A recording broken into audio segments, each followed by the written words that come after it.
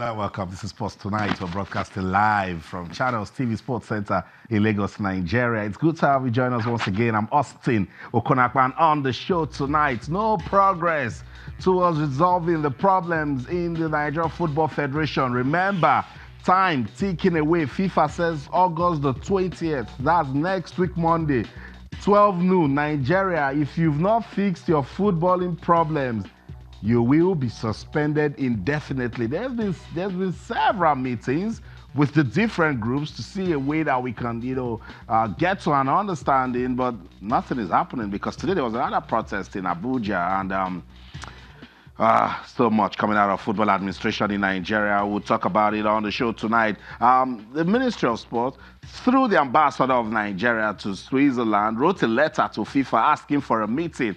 And they listed some persons that are going to go to that meeting. Amaju Pinnick was there. Mr. Christopher Giwa was there. But they had no title. They were blank. FIFA has replied to that mail saying, look, we're sorry.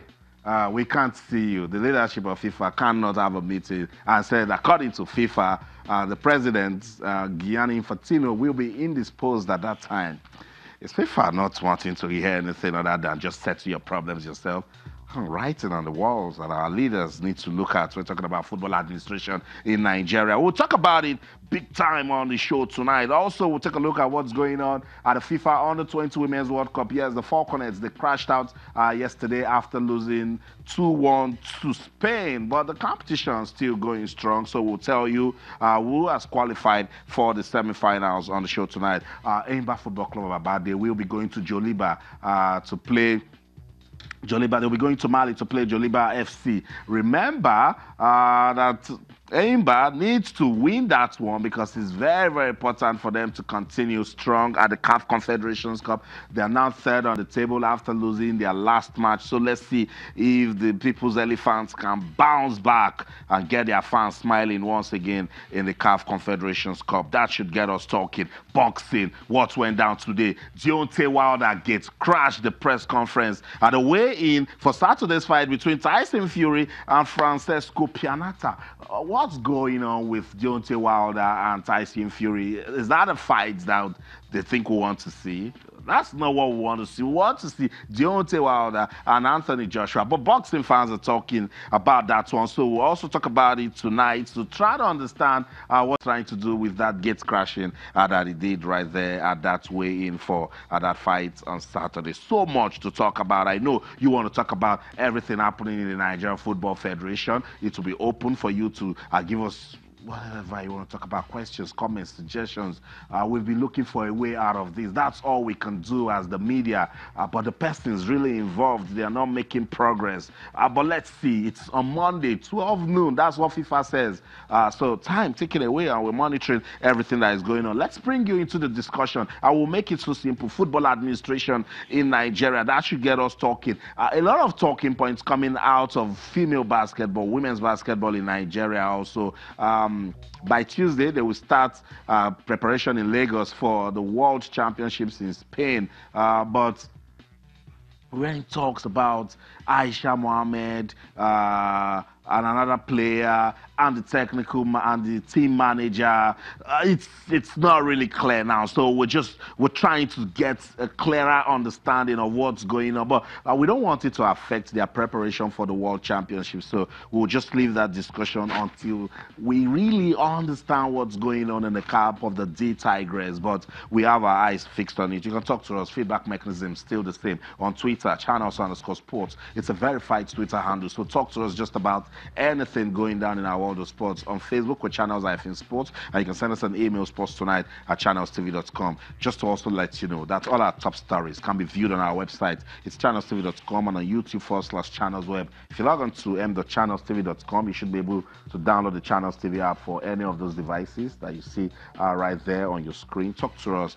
We just want to help you keep up with the pace, give you updates coming from our interesting, exciting, engaging world of sports. What are you talking about? Because so much is going down in our world of sports. Let's get the conversation going now, shall we? Alfred Okoligwe is with us in the studio. Alfred, good to have you on Sports Tonight. Very good evening to you, Austin, and I'm delighted to be here. Awesome. It's good to also have you around. So if you're ready, let's go. Let's get into that matter that everyone that loves football in Nigeria is talking about, the Nigeria Football Federation and the lingering crisis. Is there a way out of this fight for the soul of Nigerian football? Because every day we see something new that is not speaking progress. The leadership rocking the NFF took a new twist today after protests erupted at the office of the Football Federation for the second time this week. Remember, Landas Harrison Jala is there. We spoke to him on this program, and they promised that they will return. First, they want the DSS to leave the secretariat. We don't know why, because the DSS is ensuring that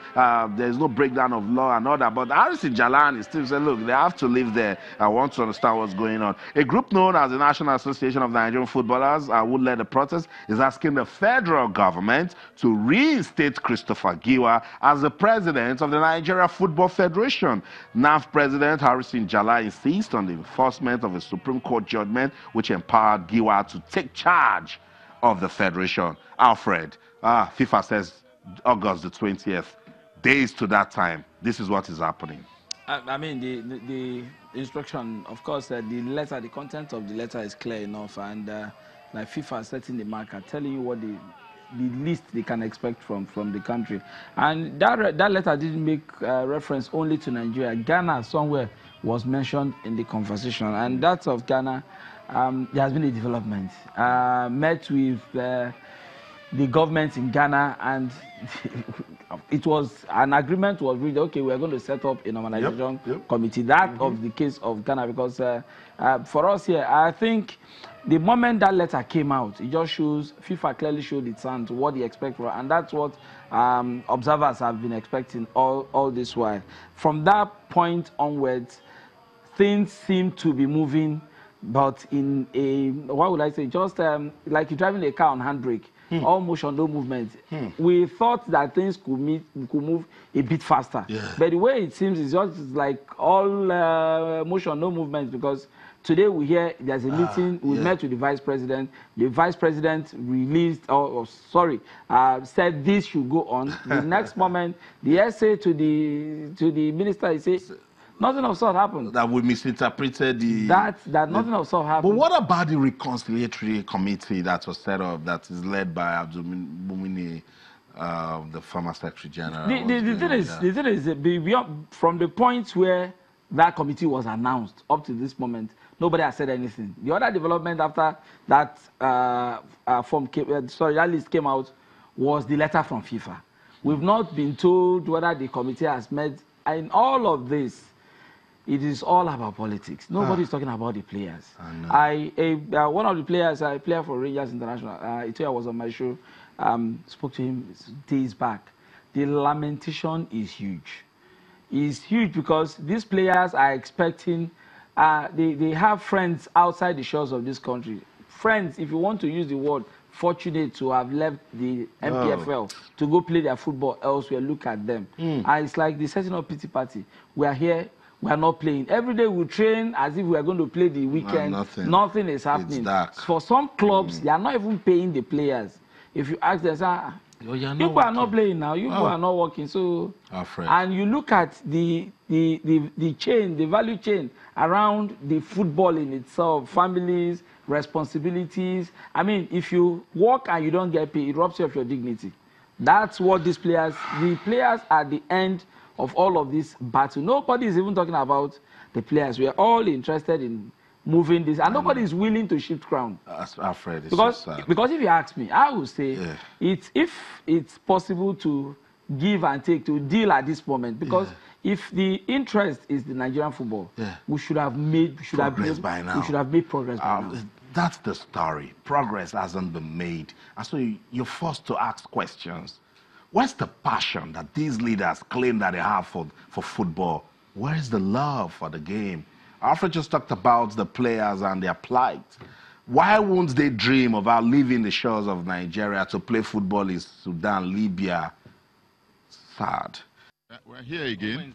And we'll continue to be here until these people here, the DSS here, is withdrawn from this place. The reason is simple. We have a Supreme Court judgment, and that judgment itself is unambiguous. The judgment says that who won that election should occupy this office.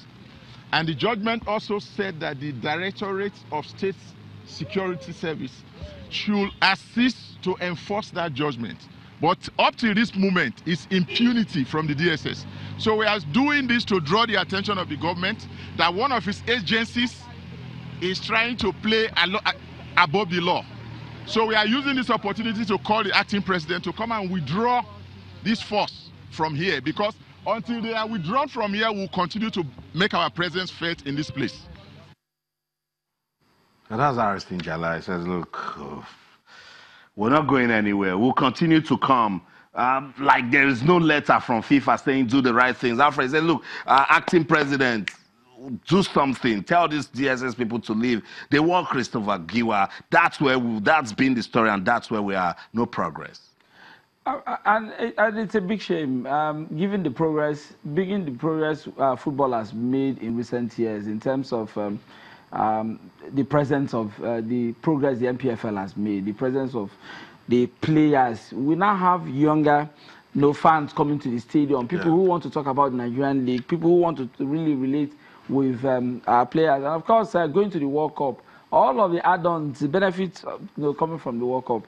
It's a shame that we just allowing this momentum slip. Yeah. But hopefully, one will hope that between now and Monday, all of that will change. Like the Ghanaian situation, they met, FIFA not have time to meet with us, met with government. Ghana. Yes, Ghanaian government delegation, and of course compromises were reached. They reached an agreement. Okay, this is what we're going to do. For the good of Ghanaian football. The case that we have in court, we will draw the case. We appoint a normalization committee to take care of football in Ghana. When things normalize. Once things normalize, we have an election. That's the story. Ghana. That in itself will benefit the system. I agree. But us here, I don't know whether it's for whatever reason. Alfred, for whatever reason, we know it's it's a clear case of there's somebody in power. An election has been fixed.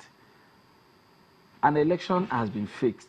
The Congress have met severally. The last one was in Benin. Concessions were made. To be fair to the Amaju side of the concessions have been made. They said, do this, concessions have been made. From the other end, what is really coming out? Is it a zero-sum game? In politics, winner takes all. What at the end of the day do you want to achieve in all of this?